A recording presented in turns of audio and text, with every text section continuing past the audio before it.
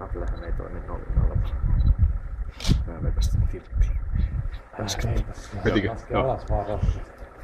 Puolruutuu silleen harmaana, puolruutuu mustana. Joo, laske ihan vähän. Pystysuunnassa. Siitä. No.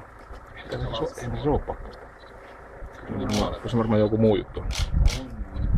Puuttaako? Puuttaa. Katsotaan. Tekikö pakkanen tenet? Saa nähdä, mitä tapahtuu. Miltä näyttää? Ei ainakaan hyvältä näytä. No voi perkele. Vähän kättä. Mitä? Sä oot saanut kaikki tehdä. Siis tällä nyt. Miettii. Ei vaan. Kato nyt lähtee. Eikö uusi puutti vai? Joo. Kiitos. Joo. Se yksi on missä. Jännitys on, no niin. Omput kuvissa. Ota sä vaan. Joo. Annetaan lämpöiseksi. Voiko tän laittaa halkopinoon vähäksi sekä tonne padan alle porisemaan? Jumalauta, tää on hyvä puhelin.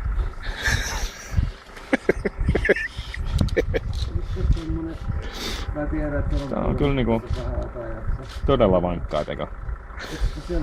Ei lähekkään. Voi jumalauta. Siihen hyyty. Nyt menikö se ihan? Ei, se ei puutti tilaa. Ei sen lähde vaikka mä... Sillä kuitenkin tästä luo, siinä on vähän sitä varpalan päältä näkyvissä, kun se on. No niin. Hetkinen Älkää tuoko niitä omenapuhelimia pakkasi.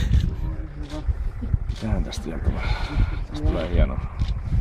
Savonlinnassa hetki mä yritin katsoa reittiä, ei löydä reittejä, ei kai kun nykyinen sijainti oli puhelimen mukaan Malakassa.